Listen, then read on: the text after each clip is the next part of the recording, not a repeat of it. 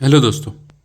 तो अपन पढ़ रहे थे राजस्थान का इतिहास। राजस्थान के इतिहास में अपनों ने प्राचीन राजस्थान का इतिहास कंप्लीट कर लिया। उसके बाद मध्यकालीन राजस्थान या राजपूत काल का इतिहास अपनों ने पूरा पढ़ लिया है।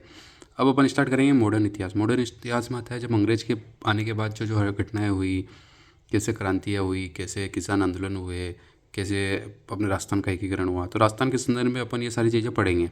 ये सब मॉडर्न हिस्ट्री में आता है। आधुनिक राजस्थान का इतिहास जो अपन पढ़ेंगे। राजस्थान पर सबसे पहले ब्रिटिश आधिपत्य, कैसे इन्होंने अंग्रेज़ों से संधियाँ की, क्या कारण रहे, तो ये सारी चीज़ें अपन पढ़ेंगे। तो सबसे पहले अपन संधियों के कारण जानेंगे। भाई, जो राजस्थान के देसी राजा थे, सामंत थे, इन्होंने संधियों के क्या कारण रहे कि इनको अंग्रेज़ों से संधियाँ करनी पड़ी। फिर उसके बाद संधियाँ करते हैं तो दो प्रकार की संधियाँ होती है। एक तो सहायक संधियाँ, तो लॉर्ड वेलेजली ये सहायक संध्या करता है, और लॉर्ड हेस्टिंगन ये अधीनस्थ संध्या करता है, अपने अधीनस्थ ले लेता है। फिर संधियों का क्रियान्वयन किस प्रकार से करते हैं अंग्रेज, और संधियों की सुरक्षा, मतलब संधियों का क्रियान्वयन करेंगे और जो संधियाँ करिए उनसे सुरक्षा कैसे प्राप्त करेंगे। तो ये सारी चीज़ें अपन इस पर पढ़ेंगे। ब्रिटिश आधिपत्य में जो 1818 की और 1803 की जो संधियाँ है ना, वो पढ़ेंगे। उससे पहले अपन एक बात जानते हैं, भाई इनका कारण क्या रहा। अपनों ने अभी हिस्ट्री में पढ़ा था, प्राचीन राजस्थान के इतिहास में और मध्यकालीन राजस्थान में, कि जयपुर का एक शासक था प्रताप सिंह, ये वही है जिसने हवा महल का निर्माण करवाया था। और जोधपुर का विजय सिंह, इन दोनों की संयुक्त सेना ने मराठाओं से युद्ध करे थे। तुंगा का युद्ध, पाटन का युद्ध, मालपुरा का युद्ध अपनों ने पढ़ा था। तो मराठा इनको परेशान करते थे और इनसे टैक्स, जो सरदेश मुखिया आदि इनसे कर वसूलते थे। तो ये परेशान थे। तो इन्होंने दोनों राज्य, जयपुर और जोधपुर बड़ी रियासत है, दोनों अपने आप में संप्रभुत्व रखती है दोनों रियासतें। तो ये अंग्रेज़ों से मिलना चाहते थे, लेकिन अंग्रेज इनको सीधे अपने अपने पास कैसे मिला ले भाई। इनका प्रताप सिंह और विजय सिंह, मतलब जयपुर और जोधपुर का दुश्मन कौन? मराठा। अगर अंग्रेज इनका साथ दे तो मराठाओं का सीधा दुश्मन कौन हो गया? अंग्रेज। और अंग्रेज कितने मुट्ठी पर आए थे तो मराठा इनको खदेड़ सकते थे। तो अंग्रेज तो दिमागदार आदमी थे, तो इन्होंने इनका साथ देने से मना कर दिया। तो इन्होंने अपने दोनों संयुक्त सेनाओं से तुंगा का युद्ध, पाटन का युद्ध, मालपुरा का युद्ध मराठाओं से लड़ा। तो एक कहीं ना कहीं मेन कारण तो मराठा थे। क्या थे? मराठा थे संधिया करने का। भाई मराठाओं से परेशान हो चुके थे, टैक्स वसूलते थे, लूटपाट करते थे, आदि कारण रहे। फिर कालांतर में अंग्रेज भी व्यापार करने लगे, तो अंग्रेज़ों से भी मराठाओं की दुश्मनी हो गई। तो फिर राजा और अंग्रेज दोनों मिलकर मराठाओं का सामना करेंगे, तब ये सहायक संध्या को जन्म हुआ। तो इस प्रकार से राजाओं को अंग्रेज़ों से संधियाँ करनी पड़ी और मराठाओं के खिलाफ लड़े। अब संधियों के कारण, एक तो मराठा, और उस समय पिंडारियों के आतंक भी बढ़ गया था। तो मराठा और पिंडारियों के आतंक से मुक्ति के लिए राजाओं ने क्या किया? अंग्रेजों से संधियाँ की, और राजाओं में आपसी प्रतिद्वंद्विता थी। सामंत भी पावरफुल होने लग गए थे तब। पहले क्या होता था, जैसे किसी राजा के दो पुत्र हैं तो एक किसी भाड़े से इनको मराठाओं को बुला लेते थे। ये भाड़े के सैनिक थे, मराठे क्या थे? भाड़े के सैनिक। जो पैसे ज़्यादा देता था उधर आ जाते थे, उनसे टैक्स, कर आदि वसूल करते थे। राजाओं में कमज़ोर आर्थिक स्थिति हो गई, और राजा की साम्राज्यवादी महत्वाकांक्षा के कारण भी ये मराठाओं को बुला के कमज़ोर राजा को हराने लग गए। तो ये भी एक कारण रहा था संध्या करने का। तो ये प्रमुख प्रमुख कारण थे संध्या करने के। उसके बाद आते हैं लॉर्ड वेलेजली की सहायक संधियाँ। इन्होंने क्या करी? सहायता देने के लिए हिसाब से इन्होंने, लॉर्ड वेलेजली ने संधि करी। भारत में सर्वप्रथम करी हैदराबाद के निजाम के साथ 1791 में। ये भारत के संदर्भ में। अपन राजस्थान पढ़ रहे हैं तो राजस्थान में पढ़ेंगे सबसे पहले भरतपुर। तो ये क्वेश्चन बहुत बार आया हुआ है कि राजस्थान की पहली रियासत जो अंग्रेजों के साथ संधि करने वाली कौन सी है? भरतपुर। भरतपुर का शासक कौन? रणजीत सिंह। अपनों ने अभी पढ़ा था भरतपुर के जाट साम्राज्य में रणजीत सिंह के बारे में। तो 29 सितंबर 1803, ये डेट याद रखनी है, डेट पूछते हैं एग्जाम में। 29 सितंबर 1803 को रणजीत सिंह भरतपुर रियासत लॉर्ड वेलेजली के साथ सहायक संधि कर लेता है। तो राजस्थान की पहली रियासत कौन? भरतपुर। रणजीत सिंह का सहायक संधि का कारण करने का एक कारण वो भी रहा है, जब वो जसवंत राव होलकर को शरण देता है, तब लॉर्ड लेक 5 बार इस पर लोहागढ़ पर आक्रमण करता है, तब ये संधि होती है। भरतपुर के बाद इसके पास वाली रियासत ही करेगी, अलवर। तो 28 नवंबर 1803 को बख्तावर सिंह अलवर का शासक था, उसने अंग्रेजों के साथ संधि कर ली। फिर जयपुर का जगत सिंह दिसंबर 1803।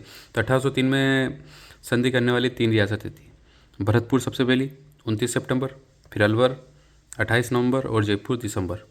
भरतपुर के शासक भी याद करने, भरतपुर का रणजीत सिंह, अलवर का बख्तावर सिंह और जयपुर का जगत सिंह। इन तीनों शासकों ने 1803 में लॉर्ड वेलेस्ली के साथ संयुक्त संधि कर ली थी। किसके साथ करी थी? लॉर्ड वेलेस्ली के साथ। पहली रियासत कौन? भरतपुर। तो ये क्वेश्चन आता है कहीं पर भरतपुर का, कि राजस्थान से पहली रियासत कौन सी थी जो अंग्रेजों के साथ संधि करी? भरतपुर। फिर आता है अपने लॉर्ड हेस्टिंगन। लॉर्ड हेस्टिंगन ने की अन्य संधि, क्योंकि राजा कमजोर हो चुके थे तो अपना अधीनस्थ ले लिया और इनसे संधियाँ कर ली, हम तुम्हारी रक्षा करेंगे। उस समय इनके एजेंट भी आए हुए थे, कर्नल टोट, चार्ल्स मेटकोप। चार्ल्स मेटकोप ने अधिकतर संधियाँ राजस्थान में चार्ल्स मेटकोप ने की। किसने की? और दक्षिण राजस्थान की 3 रियासतें प्रतापगढ़, डूंगरपुर, बांसवाड़ा में मेलकॉम ने की। तो चार्ल्स मेटकोप को सहायक संधियों का जन्मदाता भी बोलते हैं।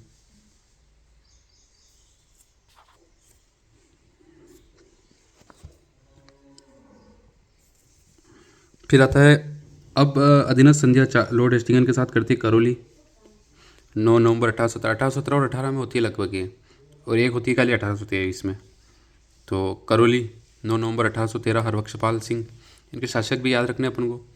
टोक का अमीर खां पिंडारी करता है। कोटा का उमेद सिंह। कोटा में 2 बार संधि होती है, पूरक संधि करनी पड़ती है, एक और फरवरी 2018 में, एक बार 17 में होती है, एक बार 18 में होती है। झाला जालिम सिंह को कुछ अधिकार दिया जाता है, ये झाला की वंशज कालांतर में झालावाड़ बसाते हैं। तो पूरक संधि करने वाली पहली रियासत भरतपुर हो गई 1803 में, वेलेस्ली के समय सहायक संधियों का जन्मदाता। और उसके बाद पूरक संधि कोटा करती है।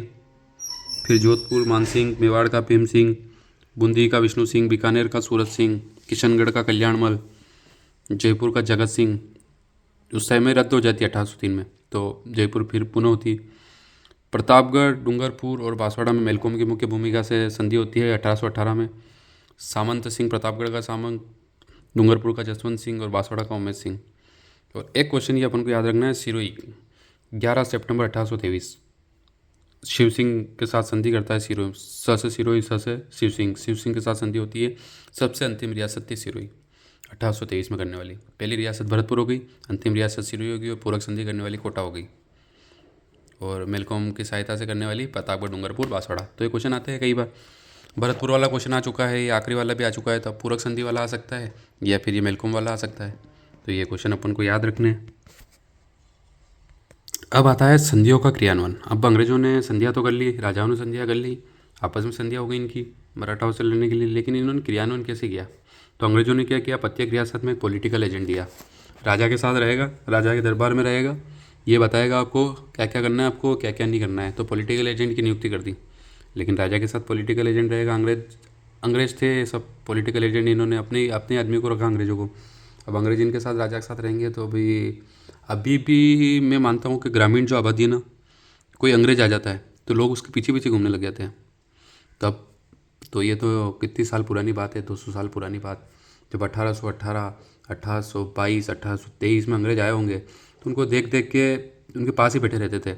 और अंग्रेज आए थे तो अंग्रेज दारू वारू सब लेके आए, तो राजा को दारू पिला के ये तो राजाओं के दोस्त हो गए, तो ये अपना काम करना ही भूल गए। तो अब इन पर पॉलिटिकल एजेंट पर नियंत्रण करने के लिए इन्होंने क्या किया, क्योंकि सबसे बड़ा आदमी कौन? Governor general. गवर्नर जनरल ने एक नया पद, एजेंट टू गवर्नर जनरल, जो कि सभी पॉलिटिकल एजेंट पर नियंत्रण रखेगा। तो इनको नियंत्रित करने के लिए एजेंट टू गवर्नर जनरल का पद बनाया 1832 में। और राजस्थान में एक एजीजी का कार्यालय बनाया, एजेंट टू गवर्नर जनरल का कार्यालय बनाया राजपूताना रेजिडेंसी के नाम से अजमेर में 1832 में। 1832 में इस पद का सर्जन किया, 1832 में कार्यालय अजमेर में बना दिया। लेकिन अब अंग्रेज जो ठंड में रहते हैं उनको गर्मी लगी अंग्रेज में, काले काले से हो गए, तो इन्होंने कहा माउंट आबू को अपना कार्यालय बनाए। तो 6 महीने गर्मी में माउंट आबू रहते थे। 1845 में माउंट आबू कार्यालय ट्रांसफ़र कर दिया। और प्रथम एजीजी मिस्टर लोकेट थे। गले में क्या डालते हैं अपन? लोकेट। सबसे पहले क्या डालना पड़ता है? लोकेट। तो मिस्टर लोकेट प्रथम एजीजी कौन हो गए? लोकेट। अब संधियों के सुरक्षा कैसे की इन्होंने? तो अंग्रेजों को पता था कि भारत के राजा कभी भी बदल सकते हैं, किसी का भी साथ दे सकते हैं। तो इन्होंने की कि अपनी एक नवीन ब्रिटिश भारतीय सेनाओं को, मतलब आधी सेना तो अंग्रेजों ने नियंत्रण किया, लेकिन सेना तो भारतीय की थी, तो भारतीयों की सेनाओं को पैसे दे दे के मिलाकर नवीन ब्रिटिश भारतीय सेना का गठन किया, जिसमें मेरवाड़ा बटालियन, जो कि ब्यावर में इसका मुख्यालय 1822 में मेरवाड़ा बटालियन बताई। जोधपुर लीजियन एरिनपुरा में मुख्यालय इसका 1835 में बनाई। शेखावटी ब्रिगेड, ये क्वेश्चन आया हुआ है शेखावटी ब्रिगेड वाला। शेखावटी ब्रिगेड का मुख्यालय कहाँ था? झुंझुनू में। कब गठन हुआ? 1835 में। 1822 में हो गई मेरवाड़ा, 1835 में 2 हो गए जोधपुर और शेखावटी, फिर आती है मेवाड़ भिलकोर 1841 में जिसका मुख्यालय खेरवाड़ा। तो ये इन्होंने प्रमुख प्रमुख बटालियन बनाई और इसमें ब्रिटिश भारतीय सेनाओं का गठन किया, इसमें अंग्रेजों ने नियंत्रण किया पूरा। फिर आता है व्यापारिक एकाधिकार। अब अंग्रेज व्यापार करने आए थे मुख्यतः, तो इन्होंने व्यापारिक एकाधिकार के लिए अफीम और नमक, राजस्थान में एक तो अफीम होता है अपने दक्षिणी राजस्थान और पूर्वी राजस्थान में, और एक नमक पश्चिमी राजस्थान में पूरे नमक पे ही चलता है। तो अफीम के लिए न्यू रॉयल कमीशन बना दिया इन्होंने 1843 में, 93 में। और नमक, सबसे नमक ज़्यादा कहाँ होता है? सांभर। सांभर 2 जिलों में फैला हुआ है, जयपुर और जोधपुर। तो नमक समझौता किया इन्होंने। जयपुर का शासक था राम सिंह, जोधपुर का तखत सिंह, इनके साथ 1868 और 1869 में नमक समझौता किया और 1871 से इसको लागू कर दिया कि नमक पे जितनी भी आमदनी होगी वो हमारी होगी। तो अफीम और नमक को लेकर इन्होंने एकाधिकार कर लिया। तो ये प्रमुख प्रमुख बातें, कैसे इन्होंने अधीनस्थ संधियाँ की, कैसे उनका क्रियान्वयन किया, क्या कारण रहे संधियों के। फिर लॉर्ड वेलेस्ली ने 3 रियासतों के साथ संधि की, फिर लॉर्ड हेस्टिंगस ने अधीनस्थ संधियाँ की, फिर इनका क्रियान्वयन किया, कुछ बटालियन का गठन किया। तो ये सारी चीज़ें अपन को याद रखनी, इनमें से क्वेश्चन आता है कोई से भी एग्जाम में, तो ये अपन को याद रखना है। धन्यवाद।